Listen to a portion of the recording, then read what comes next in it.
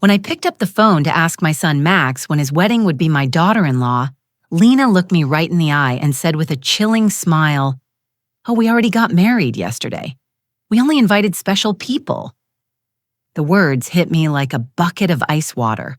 Special people. I, who for 3 years had paid their monthly rent of $500, bought every piece of furniture in their house and filled their refrigerator when they had nothing to eat. I was not a special person.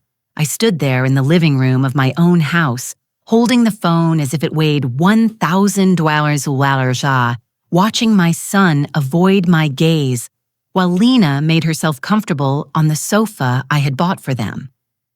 The pale pink dress I had picked out for her wedding hung uselessly in my closet, along with the new shoes and the illusion of being part of the most important day of my only son's life. I had spent $200 on that dress thinking about how nice I would look in Max's wedding photos in which I would never appear. For weeks, I had planned every detail. I had put money aside to give them $1,000 as a wedding gift. I had called my sister Diana in Chicago to tell her the good news. I had cleaned my house from top to bottom, thinking they might come celebrate with me after the ceremony. All of that collapsed in a second with those 4 poisoned words. Only special people. Max finally lifted his gaze and said in a rehearsed-sounding voice, "Mom, it was an intimate thing, very small, just the 2 of us and the witnesses." But I knew it was a lie. I saw the photos on social media. I saw Lena's parents proudly posing next to the bride and groom. I saw her siblings toasting with champagne.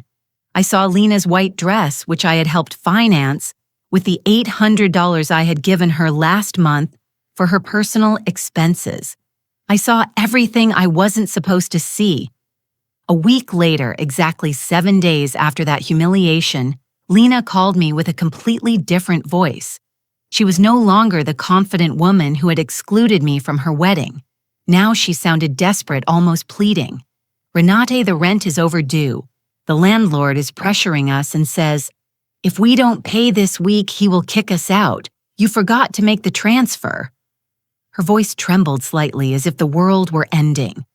I was silent for a few seconds, remembering all the times I had run to the bank to make that transfer.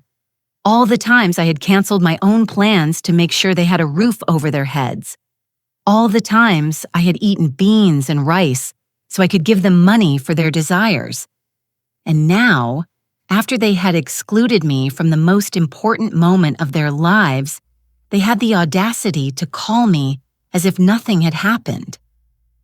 "Lena," I said with a calm that surprised even me. "Didn't I warn you that I only help special people?" The silence on the other end of the line was so deep that I could hear my own heart beating. For the first time in years, it was not I who was trembling, but her. "Renade, I don't understand." She stammered. "We were always special to you. You're like a second mom to me. Lies. All lies." Wrapped in that sweet voice she only used when she needed something.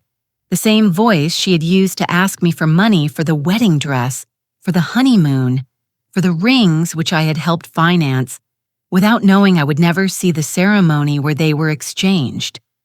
For so many years, I had this constant feeling of walking on eggshells, weighing every word, every gesture, every gift, hoping to get a crumb of affection from my own son. I was the perfect mother, the obliging mother-in-law, the silent provider who never protested when they treated me like I was invisible. But that phrase, "only special people," awakened something in me that had been dormant for far too long. I had calculated in my head how much money I had spent on them in those 3 years. Between rent, food gifts, emergencies, and whims, it was over $20,000. $20,000 I had taken from my retirement, from my savings, from the money my late husband had left, so I could live my last years in peace. And what was all that for? To be treated like a stranger on my own son's wedding day. That night after I hung up, I sat on my bed and cried. But they weren't tears of sadness. They were tears of anger, of accumulated frustration, of years of silently endured humiliation. I cried for all the times they made me feel that my love was a burden, my presence, a hindrance, my money, the only thing I had to offer. I cried for the foolish mother I had been, for the woman who had lost herself, trying to be indispensable to those who considered her dispensable. When I woke up the next morning, something inside me had changed. It was not just the pain of betrayal, it was something deeper, colder. I stood up and looked at myself in the bathroom mirror.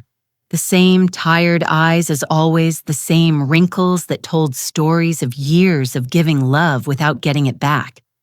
But there was something else in my gaze, a hardness I didn't recognize, a determination that had been buried under years of compliance.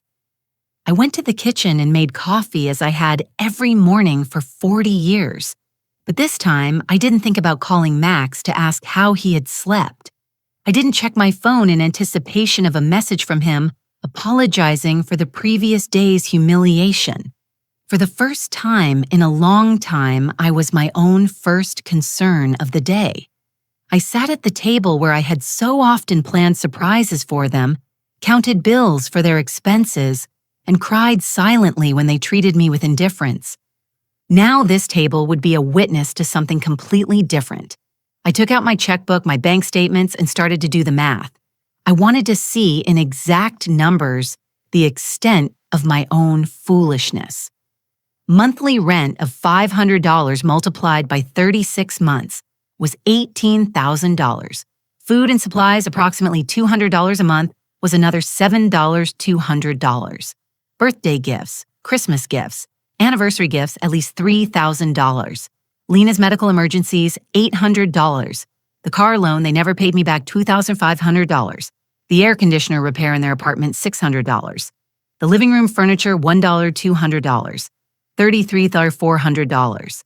That was the exact sum of my generosity. $33,400 I had wasted from my husband's inheritance from my pension, from the savings I had put aside penny by penny for decades of honest work. All that money thrown out the window to keep two adults comfortable who couldn't even pretend to respect me. The phone rang and I saw Max's name on the screen. Normally, my heart would have pounded as I ran to answer, hoping he would finally apologize and explain that everything had been a misunderstanding. But this time, I let it ring once, twice, 3 times. Finally, it fell silent and I continued drinking my coffee as if nothing had happened. 10 minutes later, it rang again. This time it was Lena. I let it ring too. Then a text came from Max. "Mom, please answer. We need to talk." I deleted the message without replying. At 2:00 in the afternoon, I decided to go for a walk. I hadn't done that in months without a specific purpose, without an errand related to them. It was always the bank for transfers, the supermarket to buy them something they needed, the pharmacy for Lena's medications. Today, I went for a walk just because I wanted to. I walked past the park where I had often taken Max as a child. I remembered that sweet boy who hugged me tight and said I was the best mom in the world. When had he become this man who treated me like an ATM with feelings?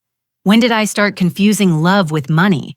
When did I start to believe I had to buy my own son's affection?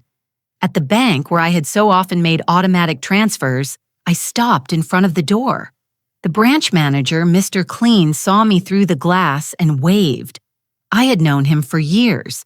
He had processed every one of my transfers to Max and Lena. He had watched my account drain month after month to fill theirs. I went inside and walked directly to his office. "Mr. Klein," I told him, "I need to cancel the automatic transfers I have programmed." He looked at me surprised.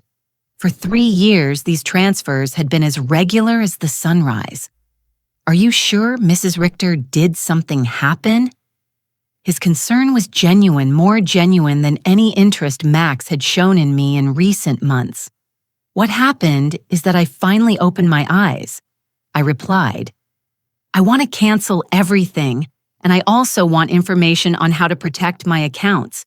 I don't want anyone else to have access to my money. While Mr. Klein processed the cancellations, my phone didn't stop ringing. Max, Lena, Max again. It was as if they had developed radar to detect when their source of income was in danger. I turned the phone off completely. "Mrs. Richter," Mr. Klein said as he handed me the papers, "I apologize for intruding, but in all these years, I have seen you be very generous with your family. I hope you are not being pressured to make these changes." His words touched me deeply. This man who barely knew me beyond bank transactions showed more genuine concern for my well-being than my own son. "I'm not being pressured, Mr. Klein. On the contrary, I have finally stopped pressuring myself. When I left the bank, I felt strangely light, as if I had left an enormous burden in that office. For the first time in years, my money was entirely mine. I had no financial obligations to people who saw me as a resource instead of a person. I went home and thought about all the things I hadn't done to please Max and Lena, the trips I hadn't taken to save money for them, the friends I no longer saw because I was always available for their emergencies, the hobbies I had given up because every dollar I spent on myself was $1 less for their needs. When I got home, I found 3 cars parked in front of my door, Max's, Lena's, and one I didn't recognize. I could see movement inside my house through the windows. My blood ran cold. They had keys. I had given them keys because I trusted them, because I thought they would one day take care of me just as I had taken care of them. I took a deep breath before opening the door. It was time for the first real confrontation of my new life. I opened the door to my house and saw a scene I will never forget. Max was sitting on my sofa with his head in his hands. Lena was pacing back and forth like a caged animal, and an older man I didn't know was going through papers on my dining table. My papers, my personal documents. "What is happening here?" I asked, in a voice that sounded louder than I expected. All 3 of them looked at me as if I were the intruder in my own house. Lena was the first to speak, and her voice had that desperate urgency I had already heard on the phone. "Renata, thank God you're here. We need to talk. Mr. Fisher is from the law firm we consulted about your situation. My situation." The question came out of my mouth with a calm that surprised me. What situation? I'm doing perfectly fine. Max finally lifted his head and looked at me with those eyes that once belonged to an innocent child and now only reflected financial panic. "Mom, we went to the bank and they told us you canceled all the transfers. Mr. Klein explained that you also blocked our access to your accounts. We don't understand why you did that. Mr. Pfizer, a man in his 50s in a gray suit and a smile that didn't inspire confidence, approached me with an outstretched hand. "Mrs. Richter, I am Dr. Pfizer, a family law attorney. Your children are concerned about your mental well-being and have asked me to assess the situation." I didn't shake his hand. Instead, I went directly to my dining table and collected all my documents that he had been reviewing without my permission. "These are my private papers. You have no right to look at them without my consent." Mom Max interjected with that condescending voice he had perfected in recent years. "We're worried about you. Your behavior has been very strange lately. First, you financially cut us off without an explanation. Then you don't answer our calls. We think you might need professional help." Lena approached and tried to take my hand with that fake tenderness she reserved for moments when she needed something. "Renee, honey, we know you're under a lot of stress. Maybe the loneliness is affecting you more than you think. At your age, episodes of confusion are normal." The word confusion echoed in my head like an alarm bell. Now I understood why they had brought the lawyer. It wasn't about helping me. It was about declaring me mentally incompetent and taking control of my finances. The same woman who had told me they only invited special people to their wedding was now treating me like a senile old lady. "I am not confused." I said with a firmness that silenced everyone. I am clearer than I have been in years, and you are going to leave my house right now. Mr. Fisher interjected with that professional voice lawyers use when they want to sound reasonable. Mrs. Richter, I understand you feel overwhelmed, but your children have a right to intervene if they believe your ability to make financial decisions is impaired. They have documented several concerning behaviors. The laugh that came from my throat was horsaro, almost cruel. Like what, deciding that my money belongs to me, deciding to no longer finance the lives of two adults who treat me like trash. Lena jumped up as if I had slapped her. We never treated you badly. You are part of our family. Everything you have will belong to us one day anyway. We are just speeding up the process. There was the naked, unvarnished truth. Everything I had would one day belong to them. In their minds, I was already dead, and they were just collecting their inheritance in advance. It didn't matter if I had 70 years or 70 days left. To them, I was just an ATM with legs that had become problematic. Out, I said, pointing to the door. All three of you get out of my house.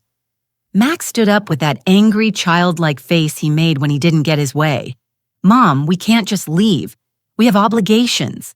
The rent, the car payments, the credit card you co-signed for. You can't just cut us off from one day to the next. I can't. My voice rose for the first time in the entire conversation. Who says I can't? For years, I have paid rent that wasn't even in my name. I filled a refrigerator in a house where I was not welcome. I financed a life that clearly had no place for me. Mr. Fisher took a folder from his briefcase and placed it on my table. Mrs. Richter, we have prepared some documents that could facilitate this transition. A power of attorney that would allow Max and Lena to manage your finances more efficiently. This would just be temporary until you feel better. I took the folder and without even opening it, threw it directly into the trash can. The only transition that is going to happen here is yours to the front door. Lena started to cry, but they weren't tears of sadness. They were tears of frustration, of contained rage. You can't do this to us, Renaid. We were counting on you.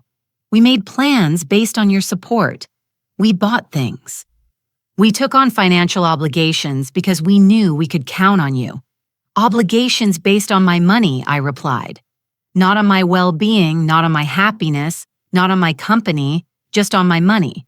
And now that I have decided that my money is better used in my own life, I am suddenly a confused old woman who needs legal guardianship. Max tried to approach me, but I took a step back. He was no longer the boy who ran into my arms when he had nightmares.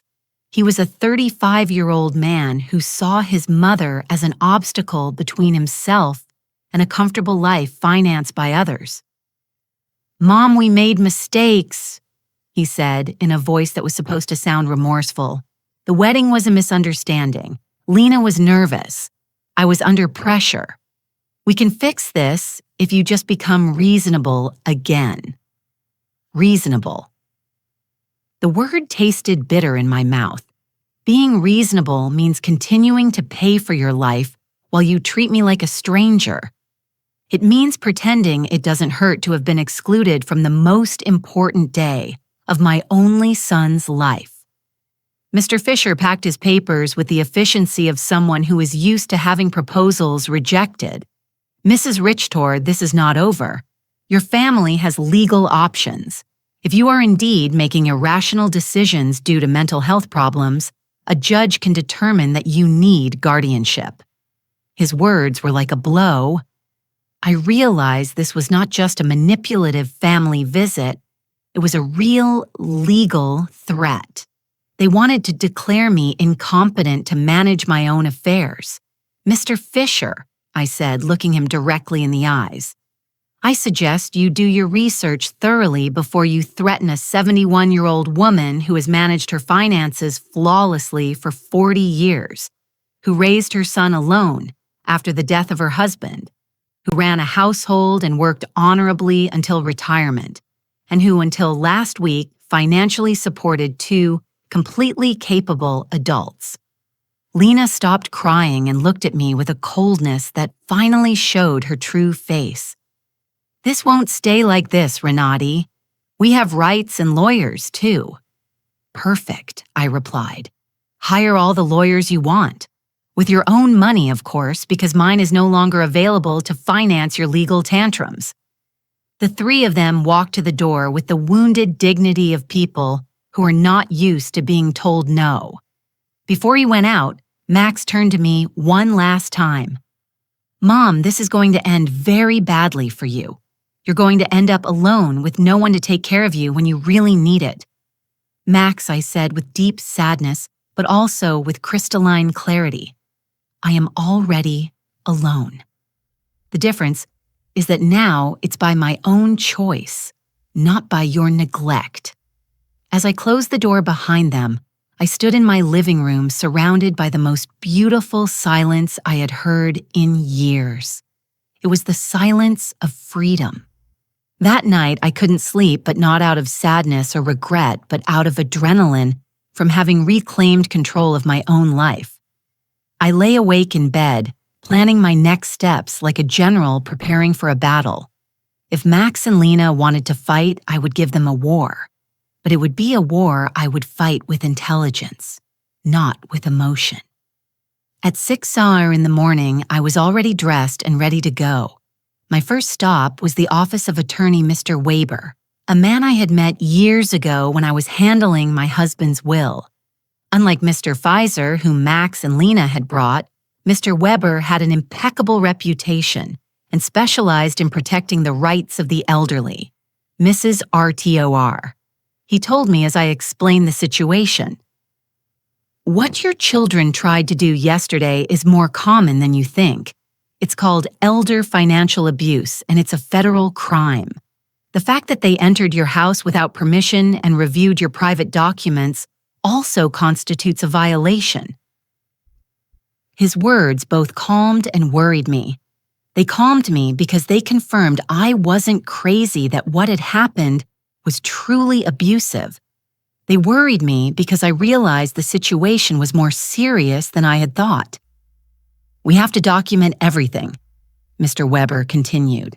"Every transfer, every gift, every time they pressured you for money. We will also change your will to protect your assets from future manipulation attempts." We spent 3 hours reviewing my financial records.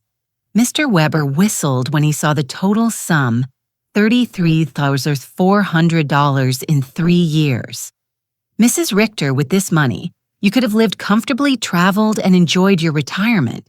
Instead, you completely financed the lives of 2 adults who didn't even respect you enough to invite you to their wedding." When I left Mr. Weber's office, I had a complete plan. First, I would change all the locks on my house. Second, I would install a security system with cameras to protect myself from future surprise visits. Third, I would open a new bank account at a different bank where they had no contact. And fourth, I would start living the life I had postponed for years. My next stop was the hardware store. The owner, Mr. Summer, had known me for years because I was always buying things to fix Max and Lena's apartment. This time was different. "Mrs. Artur, what brings you here today? Another emergency with your son?" He asked with the familiarity of a person who had silently witnessed my wasted generosity. "No, Mr. Summer. This time it's for my own house. I need to change all the locks and I want them to be of the best quality." He looked at me surprised but asked no questions. While I was choosing the locks, his son Ethan, who installed security systems, came by. It was Providence in action. "Ethan," I told him, "I also need to install surveillance cameras, the complete system. The price is not an issue." While they were preparing everything for the installation the next day, I received a call from an unknown number. It was Lena calling from someone else's phone because I had blocked her number after the previous day's confrontation. "Renata, it's Lena. Please don't hang up. We need to talk like civilized adults." "Speak," I said dryly. Listen, I understand you're upset about the wedding. It was a mistake. Max and I have talked about it and we want to make it up to you. How about we have a special dinner to celebrate our wedding with you? We can do it at your house, cook together like we used to. The manipulation in her words was so obvious that I almost had to laugh. Lena, how much rent do you owe exactly? The silence on the other end confirmed that I had hit a nerve. Well, it's 2 months. $1,000 total. But I'm not just calling for that, Renati. We really miss you in our lives. Do you miss me or my money? I asked directly. Both, she replied with a surprising honesty. Renat, I won't lie to you. Yes, we need your financial help, but we love you too. You're important to us. If I'm so important, I said, why wasn't I important enough to be at your wedding? Why am I not important enough to get a call that doesn't ask for money? When was the last time you called me just to ask how I was doing? Another silence. We both knew the answer. Never. Lena. I'm only going to explain this to you once. For 3 years, you have treated me like an ATM with feelings. You used me. You ignored me. You humiliated me. And finally, you insulted me in the worst possible way. Now that the money is running out, you suddenly discover you love me. Renote, please. I cut her off. There is no please. You made your choice when you decided I wasn't special enough to be at your wedding. Now I'm making mine. I hung up and turned the phone off completely. I didn't want any more interruptions on my day of liberation. That afternoon, I went to the beauty salon I hadn't been to in over a year. I always canceled my appointments because Max or Lena needed something urgent, or because the money I had set aside for myself became an emergency for them. Mrs. Richter, my favorite hairstylist, Cynthia, called out. What a surprise. I thought you had forgotten us. I didn't forget you, Cynthia. I just forgot that I also deserve to be pampered. I treated myself to the full treatment. Cut, color, manicure, pedicure. For the first time in years, I spent money on myself without feeling guilty. While Cynthia worked on my hair, she told me about her life, her children, her dreams. It was refreshing to have a conversation that didn't revolve around Max and Lena's needs. You look beautiful, Mrs. Richter, she said when she was done. But more than that, you look free. Did something good happen? Yes, Cynthia. I finally learned to say no. When I got home that afternoon, there was a car in front of my door that I didn't recognize. My heart raced for a moment, thinking Max and Lena might have come back with reinforcements, but as I got closer, I saw an older woman sitting on the steps of my porch.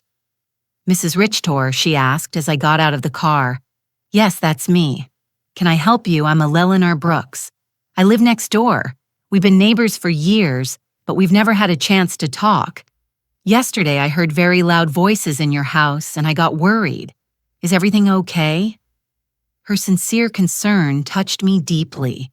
Here was a stranger who showed more interest in my well-being than my own son. Come in, Mrs. Brooks. I'll make you a coffee, and I'll tell you a story you won't believe. While I was making coffee, I told her the whole situation. Eleanor listened without interrupting, nodding occasionally. And when I finished my story, her eyes were filled with tears. Mrs. Richter, she said, you did the right thing. I went through something similar with my daughter 5 years ago. I also thought it was my duty to finance her adult life. I also believed they wouldn't love me if I didn't give them money. What happened? I cut off the money when I realized they only called me when they needed something. At first, it was terrible. They threatened me, emotionally, blackmailed me, tried to make me feel guilty.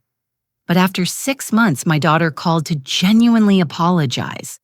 Now we have a real relationship based on love, not on money. Her words gave me hope and confirmed that I had made the right decision. Do you think Max and Lena will understand one day? Maybe yes, maybe no, she answered honestly. But that's no longer your responsibility, Mrs. Richter. Your responsibility now is to live your own life. That night, for the first time in 3 years, I went to bed. without worrying about whether Max and Lena had money for rent, for food, for their whims. I went to bed thinking about myself, my plans, my future, and I slept better than I had in years. The next day, Ethan and Mr. Summer came at 8:00 in the morning to change the locks and install the security system. While they worked, my phone didn't stop ringing from unknown numbers. Lena was still trying to contact me from different phones, but I had developed a new skill completely ignoring calls that didn't suit me. Mrs. Richter Ethan said as he installed the cameras, "This system will give you absolute peace of mind. You can see from your phone who is coming to your house even when you're not here. And if someone breaks in without permission, an alert is automatically sent to the police." The irony was not lost on me. I was installing a security system to protect myself from my own son, but it didn't hurt as much as it used to. It was simply a practical measure to maintain my newfound peace. While they were working, I decided to do something I hadn't done in years. Call my sister Diana in Chicago. We had lost touch because every time we talked, I would tell her about Max and Lena's successes, about how much money I had spent on them, about how proud I was to be able to help them. I now realized that our conversations had become financial reports disguised as family news. Renee Diana answered surprised. "Sister, how are you? We haven't spoken in months." "I'm good, Diana. Better than good. I'm calling you to tell you that I've finally come to my senses." I told her the whole story from the beginning. The secret wedding, the humiliation, the visit with the lawyer, my decision to cut off the funding. Diana listened to me in silence. And when I was done, her answer surprised me. "Renee's sister, it was about time.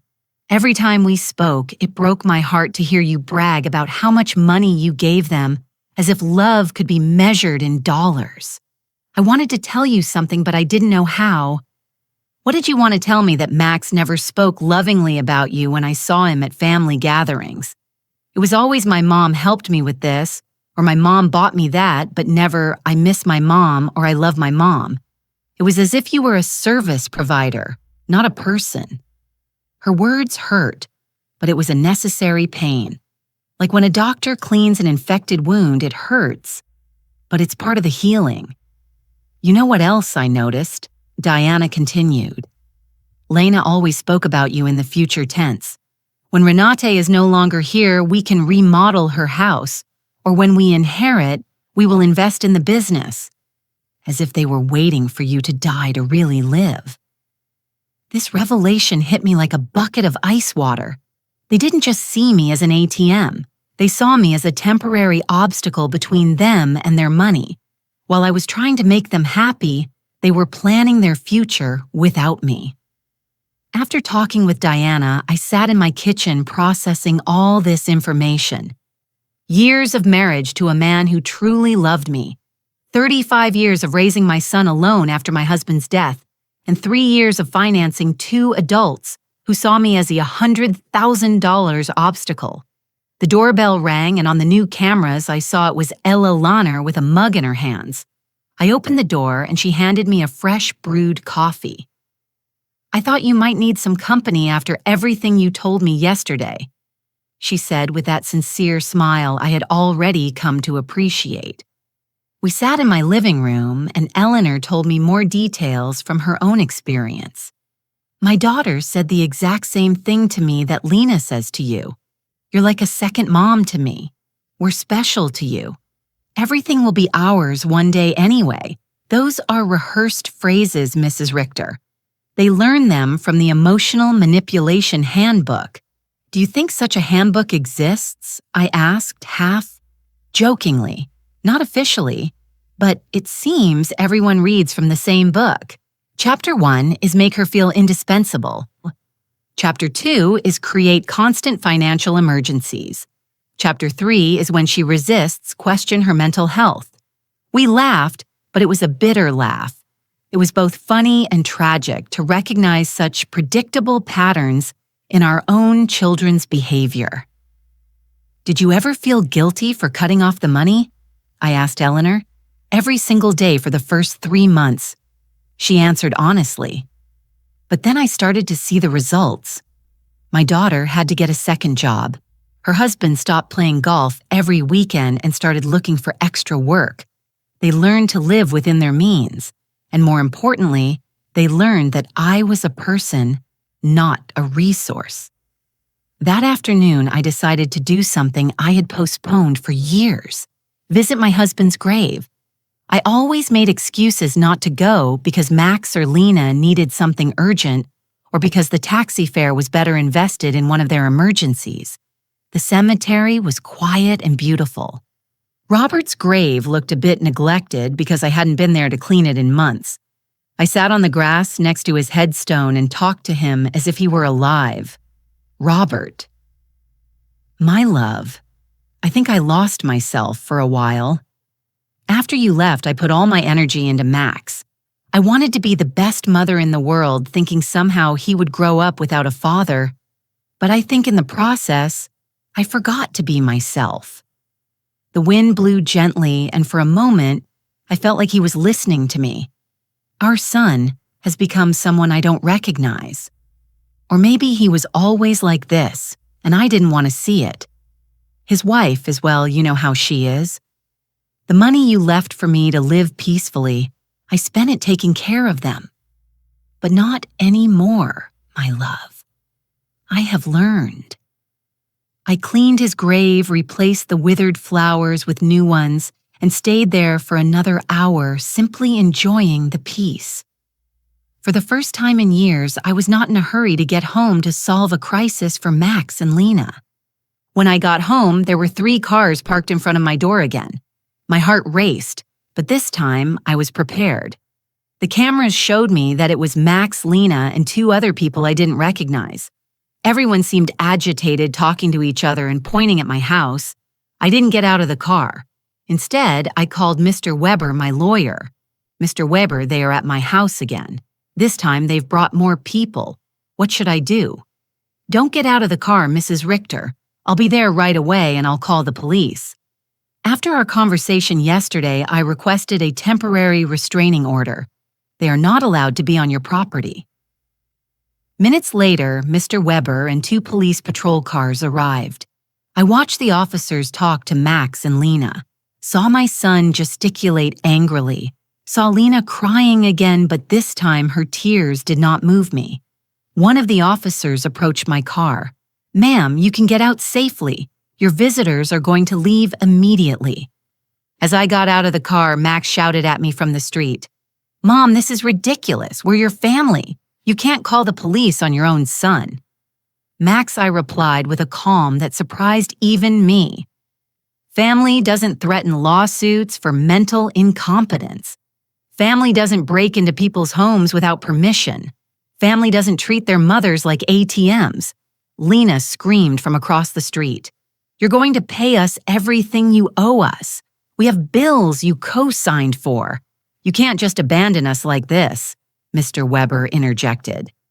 "Mrs. Brooks, any future communication must be through my office, and I suggest you consult with an attorney before making collection threats, because my client has full documentation of all the payments she voluntarily made for 3 years. I watched them drive away in their cars, defeated but not giving up. I knew this wasn't over, but for the first time in this situation, I felt confident. I had professional help. I had emotional support from Eleanor. And more importantly, I had mental clarity about what was right and what was wrong. That night, Eleanor invited me to her house for dinner. I met her daughter, who was visiting, and I was able to see with my own eyes what a healthy family relationship looked like. They spoke respectfully to each other, asked sincerely about each other's lives, and laughed together. The daughter didn't ask for money once the entire evening. I wanted that with Max, too. I confessed to Eleanor after her daughter had left. "And maybe you'll get it one day," she replied. "But first he has to learn that you are a person who deserves respect, not just a source of income." For the first time in weeks, I went to bed feeling hopeful about the future. The next few days were strangely peaceful. The surveillance cameras showed me that Max and Lena were driving past my house several times a day, sometimes slowly. Sometimes they parked for a few minutes but without getting out. It was as if they were studying my routine, looking for the perfect moment for their next move. Mr. Weber had advised me to document every one of these visits, so I kept a detailed log with the date and time. Their persistence will work in our favor, he had said. Every time they show up after we've told them not to approach it, strengthens our case for a permanent restraining order. On Friday morning, I was calmly having breakfast when the doorbell rang. The cameras showed me a very well-dressed young woman with a folder in her hands and a professional smile. I didn't recognize her, but something about her posture told me it was not a social visit. "Good morning, Mrs. Renati Richter," she said as I opened the door. "I am a social investigator from the Office of Senior Services. We have received a report that you may be in an at-risk situation, and we need to conduct a wellness check." My blood ran cold. Max and Lena had escalated the situation. It was no longer just threats from private lawyers. Now they had involved the government. "Can I see your ID?" I asked, trying to stay calm. "Of course." She showed me an official ID that looked genuine. "I am social worker Mrs. Schmidt. Can I come in and talk to you?" I let her in, knowing that a refusal would have been worse for my case. Mrs. Schmidt sat down in my living room and took a form out of her folder.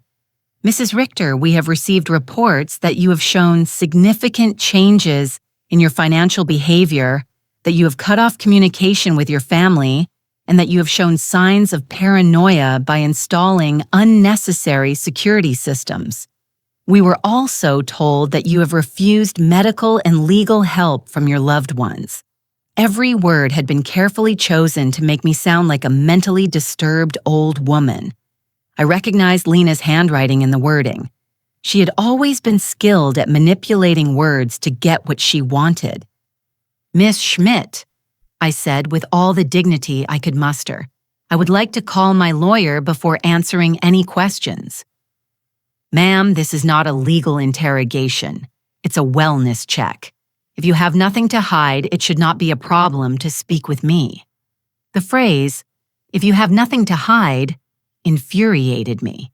It was the same logic abusers use to justify their invasions. If you're innocent, you shouldn't complain about your privacy being violated. "Miss, I'm calling my lawyer. You can wait here or come back another day, but I will not answer any questions without legal representation present." I called Mr. Weber, and he was there within 20 minutes. When he came in and saw the social worker, his expression hardened.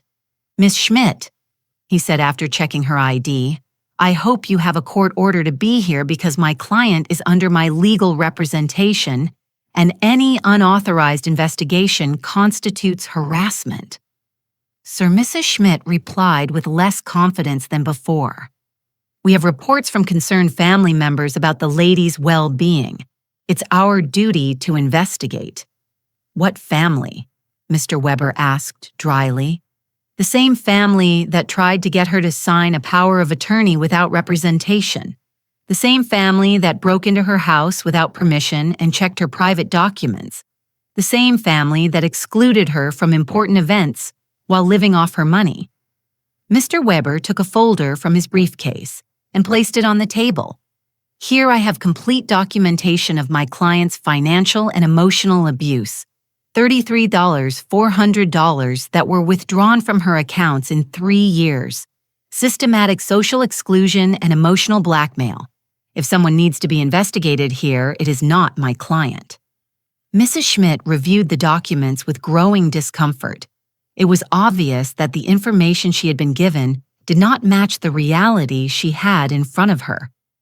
"Mrs. R., she said finally, "can you explain to me why you so abruptly stopped financial support for your son?" "Because I finally discovered they were using me," I replied simply. "Because I realized that to them I wasn't a mother, but a bank account. Because I was tired of financing the lives of people who saw me as an obstacle. But don't you feel it's your responsibility to help your family? The question outraged me. Miss Schmidt, my responsibility as a mother was to raise my son until he was 18 to educate him and to give him the tools to be an independent adult. My son is 35 years old, married, and perfectly capable of supporting himself. Financing his adult life is not my responsibility. It is my choice, and I have chosen not to do so anymore. Mr. Weber interjected. Miss Schmidt, would you consider it normal for a 35-year-old adult to be unable to pay his own rent without the help of his 71-year-old mother? Mrs. Schmidt did not answer right away. I could see she was re-evaluating the entire situation. Mrs. Richter, she asked after a moment, do you manage your own finances completely? I can show you my bank statements, my investments, my tax payments. Everything is current and in order. Do you live independently? As you can see, I keep my house clean. I take care of myself physically. I drive my own car. I have healthy social relationships with my neighbors. Do you take any medication? Just vitamins and occasionally aspirin. I don't have any medical conditions that require medication. Mr. Weber added, my client has just undergone extensive medical exams as part of our legal process. She is in perfect mental and physical condition. Mrs. Schmidt closed her folder inside. Mrs. Richter, based on this conversation and the documentation I have reviewed, I see no indication that you are at risk or in need of intervention. I will close this case. After she left Mr. Weber and remained silent for a few minutes, Renat, he said, finally, this is going to continue to escalate. Max and Lena are spending money. They don't have to hire professionals to try to have you declared incompetent. Does that mean they are desperate? It means that exactly. What else can they do? They can file a lawsuit for incompetence. It's expensive and hard to win. But if they find a sympathetic judge and a psychiatrist willing to testify in their favor, they could get a guardian assigned. The thought terrified me. They could take control of my money. They could try, but we have solid evidence that you are completely competent and that they are motivated by greed and not by genuine concern. That afternoon, I called Diana to vent. Sister, she said, after hearing my story, do you notice how far they are willing to go for money? They are risking family relationships, spending money on lawyers and doctors, destroying their own reputation, all to get access to your bank account again. Her words made me think. Max and Lena had completely revealed their true nature.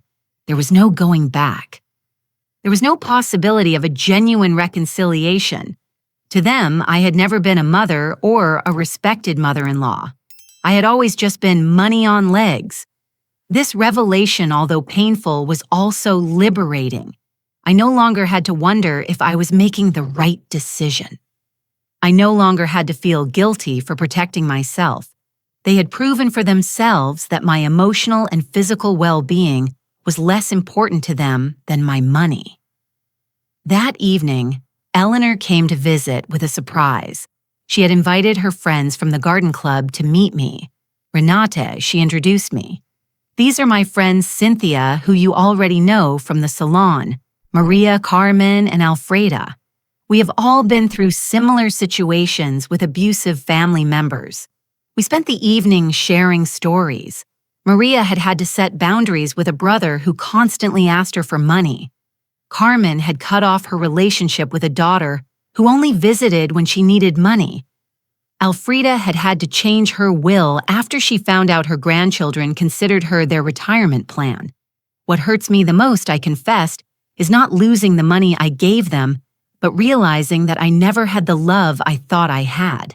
Renee, Alfreda said, with the wisdom of her 80 years, true love cannot be bought or sold.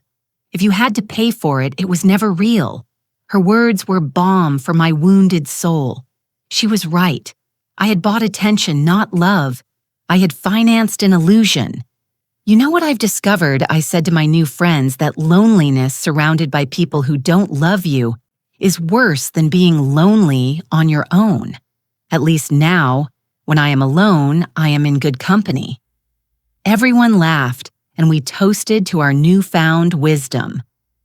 That night, after my new friends had left, I sat in my garden thinking. The stars shone brighter than ever, or perhaps I was seeing them with clearer eyes. For the first time in my adult life, I was completely alone financially. I had no dependents, no financial obligations to anyone but myself. And instead of scaring me, this reality excited me. I could travel when I wanted. I could remodel my house. I could buy myself nice clothes. I could donate to charities that were important to me. I could invest in my own future instead of financing the present of ungrateful people. Freedom tasted like hope, and for the first time in years, I wanted to plan my future. A month after the psychiatrist's visit, I thought I had finally won the war. I had settled into a beautiful routine. I calmly had breakfast and read the newspaper. I tended to my garden, had lunch with Eleanor or one of my new friends. And in the afternoons, I devoted myself to activities I had given up for years. I had started painting again, something I was passionate about before I became Max and Lena's personal financier. But on a Thursday morning, while I was painting flowers on my new easel, Weber came to my house with a grim expression that made my blood run cold. "Renati, we need to talk. Max and Lena have filed a formal lawsuit for mental incompetence in family court. They are requesting to have a legal guardian assigned to you." The words fell on me like stones. I knew it was a possibility, but hearing it out loud made it terrifyingly real. Does that mean they can take control of my money? If a judge determines that you are unable to manage your affairs, yes, he could place Max as your legal guardian, which would give him full control over your finances. I sat down heavily on my sofa, feeling the weight of the deepest betrayal I had experienced in my life. My own son was trying to legally declare me incompetent to steal my money. Mr. Weber, what evidence could they have? You yourself have seen that I am completely competent. They have statements from 3 witnesses who claim you have behaved erratically. They also submitted unpaid doctor's bills that you supposedly didn't pay and medications that you supposedly hoarded without taking them. But that's a lie. I don't have any outstanding doctor's bills or hoarded medications. I know Renade, but they have fabricated convincing evidence. They also have the statement from Dr. Lehman, who states that you refuse to cooperate with a psychiatric evaluation, which they interpret as proof of mental decline. The manipulation was diabolical. They had turned my refusal to undergo an unnecessary exam into proof of a mental illness. They had used my instinct to protect myself from them as proof that I needed protection.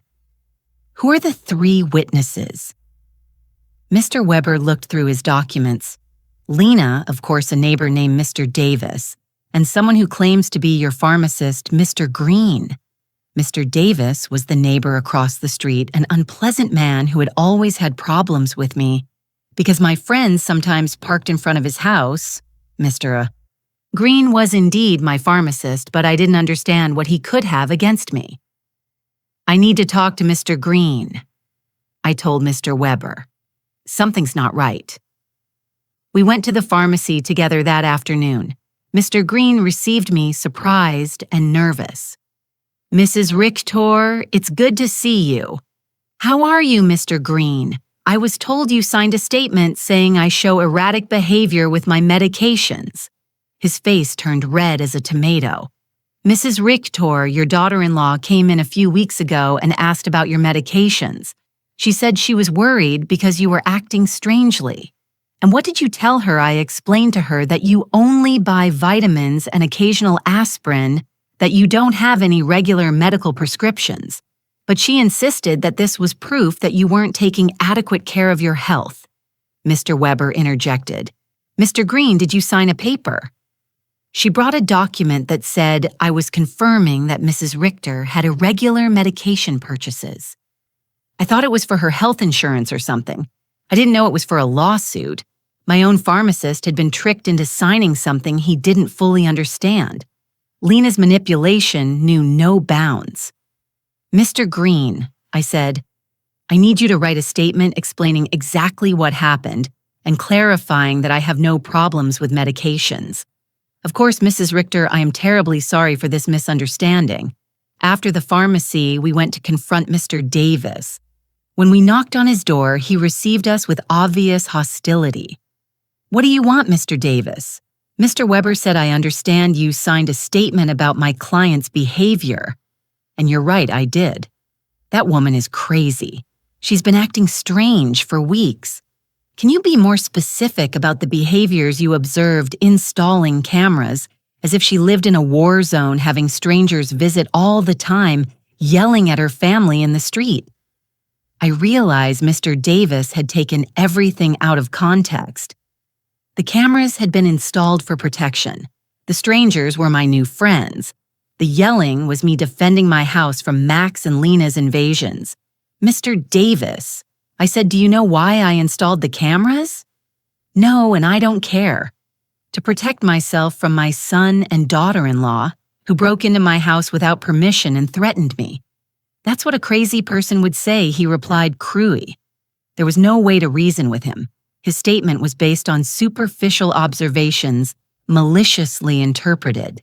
That evening, Mr. Weber and I sat down to plan our defense. "Renati, we need our own psychiatric evaluation. I have a colleague, Dr. Moore, who is an expert in assessing mental capacity. She can officially confirm that you are completely competent. What if Max and Lena have bribed the judge? What if none of this matters, because they have already decided to declare me incompetent? Renade, the legal system is not perfect, but it's not completely corrupt either. We have solid evidence of your mental competence and their financial motivations. We are going to fight this." The next day, I went to my appointment with Dr. Moore. She was a woman in her 50s with kind but astute eyes. "Mrs. Richter, I'm going to ask you a series of questions and tests to assess your mental capacity. Take your time and answer honestly." For 2 hours, she asked me questions about my memory, my reasoning ability, my financial understanding, my emotional health. She also gave me cognitive tests and asked me to solve mathematical and logical problems. "Mrs. Richter," she said, at the end, "your results are well above average for your age. You are not only mentally competent, but your cognitive function is excellent. Doctor, why do you think my family is doing this? Based on what you've told me and the documents I've reviewed, this seems to be a classic case of elder financial exploitation. Unfortunately, it's more common than people think." I left the consultation feeling validated but also sad. The professional confirmation of my mental health was a relief, but it also confirmed that the lawsuit was real and necessary. That afternoon, Eleanor organized an emergency meeting with all our friends from the garden club. When I told them about the incompetence lawsuit, everyone was outraged. Renate Maria said, "We will testify in your favor. We have been with you for weeks, and anyone can see that you are doing great." "Better than great," Cynthia added. "You are clearer and stronger than many 40-year-old women I know." Alfreda, with her 80-year-old wisdom, took my hands. "Renate, my dear, what your children are doing is nothing new. For generations, greedy children have tried to declare their parents insane to get their money. But you have something many of these victims didn't have: documentation, legal support, and friends who can testify for you." Her words gave me hope. I was not alone in this fight. I had an army of strong women who had witnessed my transformation firsthand. You know what the saddest thing about all this is? I said that Max and Lena are willing to destroy any future possibility of reconciliation for money.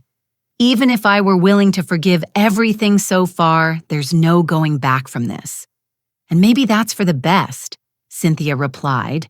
"At least now you know exactly who they are and you can act accordingly."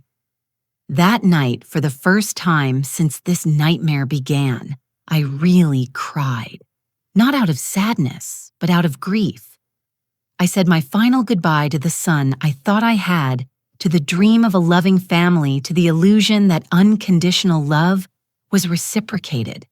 But something new also emerged within me, an iron determination not to let myself be stripped not only of my money but also of my dignity and my freedom. The war had officially begun, but I was ready to fight. The trial came 3 weeks later.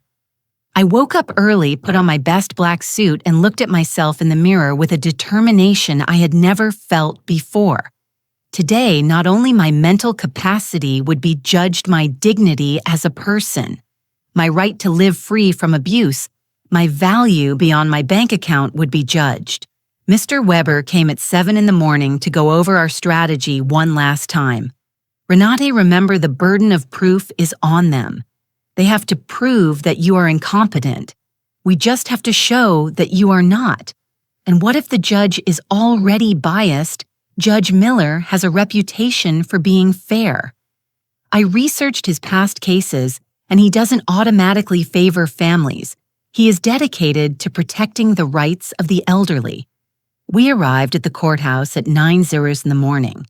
In the hallway, I saw Max in a new suit that he probably bought for the occasion, and Lena dressed in black as if she were at a funeral. Maybe it was the funeral of our family relationship. When our eyes met, Max avoided my gaze, but Lena held my gaze with a coldness that confirmed that for her, this was just a business transaction. Their lawyer was an older, elegant man with the kind of confidence that comes from winning similar cases before. When he began his opening statement, his strategy was clear: to portray me as a confused old woman who had been manipulated by strangers to alienate me from my loving family. "Your Honor," he said in a solemn voice, "Mrs. Renate Richter has shown a clear mental decline in recent months. She has cut off all financial support for her family without a rational explanation. She has installed unnecessary security systems due to paranoia and has isolated herself from her loved ones under the influence of neighbors and lawyers who are obviously taking advantage of her vulnerable situation." Every word had been carefully chosen to make my self-empowerment sound like dementia and my freedom sound like external manipulation. Then they called their witnesses. Lena was the first to testify, and her performance was Oscar-worthy. She cried as she described how I had completely changed, how I had become hostile and paranoid, how I had isolated myself from the family that loved me. "Your Honor," she said in a trembling voice, "Renate has always been like a second mom to me. Seeing her mental decline has been devastating. We just want to help her get the care she needs." Lies wrapped in convincing tears. When Mr. Weber cross-examined her, the cracks in her story began to become visible. "Mrs. Schuster, can you tell the court when was the last time you called my client without asking for money?" Lena stammered. "Well, we always talked about many things. Can you give me a specific date? I don't remember exact dates. Is it true that you and your husband got married without inviting my client?" It was a very small ceremony. "Is it true that when my client asked about the wedding, you told her that you had only invited special people?" Lena's face turned red. Those words were taken out of context. What would be the right context to tell your mother-in-law that she is not a special person? She couldn't answer convincingly. Max was next. Seeing him on the witness stand swearing to tell the truth, while preparing to lie about my mental health, was one of the most painful moments of my life. This was the boy I had raised alone, the one I had dedicated my entire life to. "My mom has always been very generous with us," he testified, "but lately she has become erratic and irrational. We believe she is being manipulated by people who are taking advantage of her." When Mr. Weber cross-examined him, the mask fell completely. "Mr. Richter, how much money have you received from your mother in the last 3 years? I don't know the exact amount. Does $33,400 sound about right?" Maybe she's always been generous. And how many times have you visited your mother without asking her for money? The silence was deafening. Is it true that you and your wife broke into my client's house without permission and checked her private documents? We were worried about her. Is it true that you brought a lawyer to pressure her into signing a power of attorney? We wanted to help her manage her finances. Do you at 35 years old need the help of your 71-year-old mother to pay your rent? Max couldn't answer with dignity. Mr. Davis testified about my supposed erratic behaviors, but when Mr. Weber asked him for details, he admitted that he had never spoken to me directly and that all his information was based on superficial observations. Dr. Lehman testified that my refusal to undergo an evaluation was proof of mental decline, but Mr. Weber submitted the documentation of our evaluation with Dr. Moore, which completely refuted his conclusions. Then it was our turn. Mr. Weber first called E. Green, my pharmacist, who explained how he had been tricked into signing a statement that distorted my medication buying habits. Dr. Moore testified about my excellent mental state and presented the results of the cognitive tests, which had been flawless. Mr. Summer from the hardware store testified about my mental competence and explained that my decisions to cancel automatic transfers were completely rational and had been processed correctly. Eleanor and my friends from the garden club testified about my clarity, my newfound vitality, and my ability to maintain healthy social relationships. Finally, it was my turn to testify. I stood up with dignity and walked to the witness stand, feeling the weight of 71 years of experience of wisdom gained through pain of strength discovered in adversity. Mr. Weber guided me through my testimony, letting me tell my whole story. The $33,400 spent in 3 years. The humiliation of being excluded from the wedding, the constant emotional manipulation, the violation of my privacy, the legal threats. Mrs. Richter and Mr. Weber finally asked, "Why did you decide to stop financial support for your son and daughter-in-law?" Because I finally understood that what I was getting from them was not love, I replied in a clear, loud voice. It was a commercial transaction disguised as a family relationship. My money was welcome, but I as a person was not. Do you regret your decision? I only regret that it took me so long to make it. Max's lawyer tried to make me appear confused during his cross-examination, but I answered every one of his questions with clarity and precision.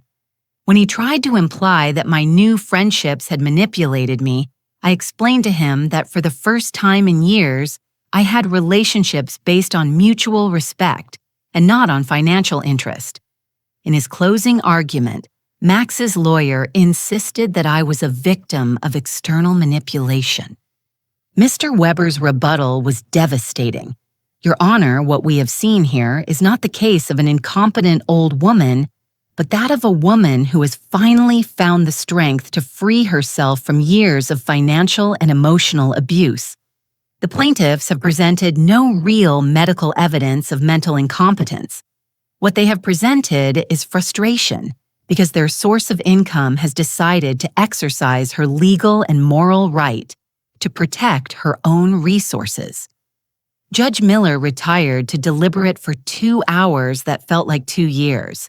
When he came back, his expression was serious but clear.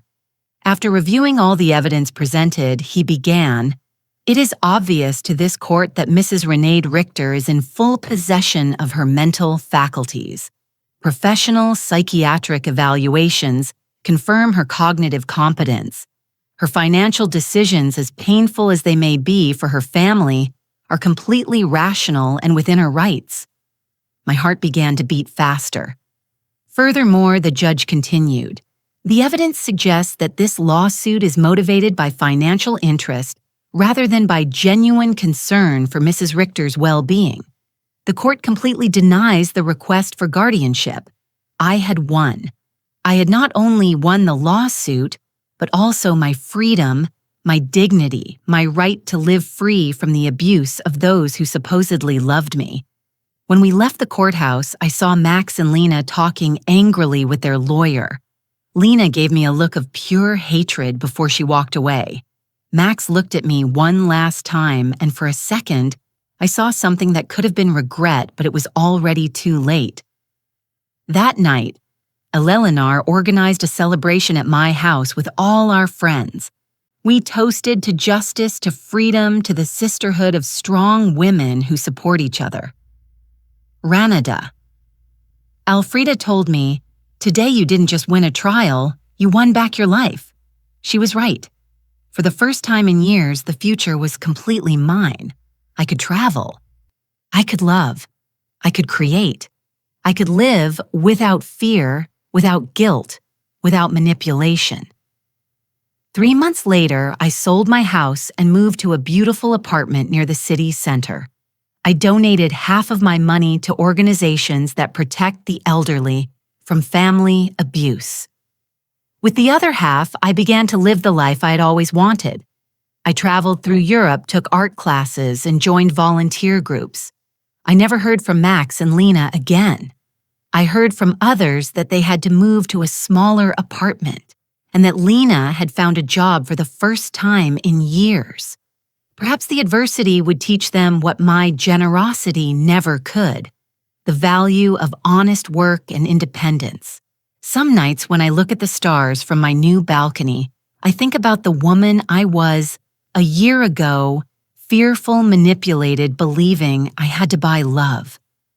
That woman is dead, and in her place, someone has been born who has understood a fundamental truth. True love never has a price, and freedom is never too expensive. My name is Renati. I am 72 years old, and I have finally learned that the most important person I have to love and protect is myself. If you like my story, you can support me by making a donation so I can write more stories. Thank you in advance. And you, what would you do in this person's place? I would love to hear your opinion, so please share it with me in the comments. I'm always curious about what you all think. And also, write me where you heard this story. For more life stories like this, like the video and subscribe to my channel. There are many other stories waiting for you. With heartfelt greetings. Until next time.